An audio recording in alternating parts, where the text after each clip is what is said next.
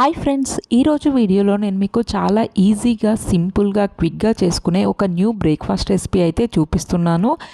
ఇది చిన్నపిల్లల నుండి పెద్దవారి వరకు ఎవరైనా కూడా చాలా ఇష్టంగా తింటారు. కేవలం ఒక గ్లాస్ రైస్తో ఈ రెసిపీ అయితే మనం ప్రిపేర్ చేసేసుకోవచ్చు. కాబట్టి మీరు కూడా ఒకసారి డెఫినెట్గా ఈ విధంగా ట్రై చేసి చూడండి.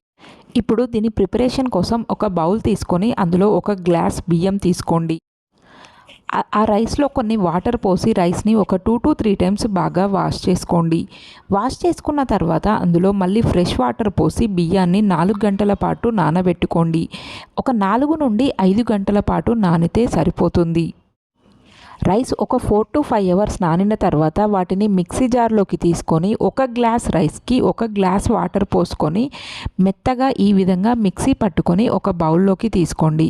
ఇప్పుడు అదే మిక్సీ జార్లోకి ఒక 7 నుండి 8 పచ్చిమిర్చీలు, అలాగే ఒక 9 నుండి 10 వెల్లుల్లి రెబ్బలు, 1 టేబుల్ స్పూన్ జీలకర్ర, అలాగే 1 టేబుల్ స్పూన్ ఉప్పు వేసుకొని వీటిని కూడా మెత్తటి పేస్ట్ లాగా చేసుకోండి. ఇప్పుడు మనం మిక్సీ పట్టుకున్న పచ్చిమిర్చి వెల్లుల్లి మిశ్రమం మొత్తం కూడా తీసుకొచ్చి రైస్ బ్యాటర్లో వేసేయండి. అలాగే ఇందులో ఒక 1/2 కప్పు వరకు తురిమిన క్యారెట్ని కూడా వేసుకొని ఇది బ్యాటర్ మొత్తాన్ని ఒకసారి బాగా మిక్స్ చేసుకోండి. పచ్చిమిర్చి పేస్టు అలాగే తురిమిన క్యారెట్ ఇదంతా కూడా దీంట్లో బాగా కలిసేలాగా మిక్స్ చేసుకోండి. ఇప్పుడు ఒక ప్యాన్ తీసుకొని అది బాగా వేడెక్కిన తర్వాత అందులో కొంచెం ఆయిల్ అప్లై చేసుకోండి. ఆయిల్ అప్లై చేసుకున్న తర్వాత మనం ప్రిపేర్ చేసి పక్కన పెట్టుకున్న బ్యాటర్ని ఒక చిన్న గ్లాస్ తీసుకొని ఆ గ్లాస్ ద్వారా దోసలాగా పోసేయండి.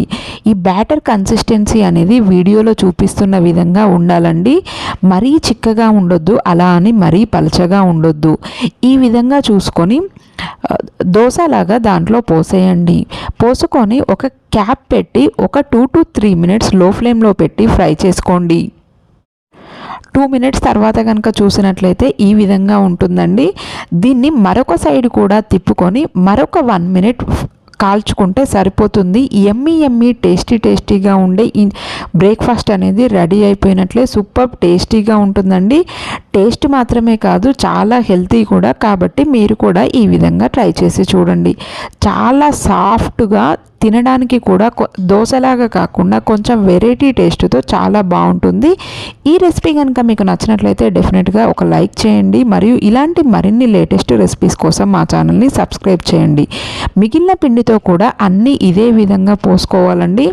ఇది మనం పల్లీ చట్నీతో కానీ తినొచ్చు, లేదంటే మ్యాంగో పికిల్తో కానీ తినొచ్చు, లేదంటే పెరుగుతో తిన్నా కూడా సూపర్ టేస్టీగా ఉంటుంది. మీరు కూడా ఒకసారి ఈ విధంగా ట్రై చేశారు.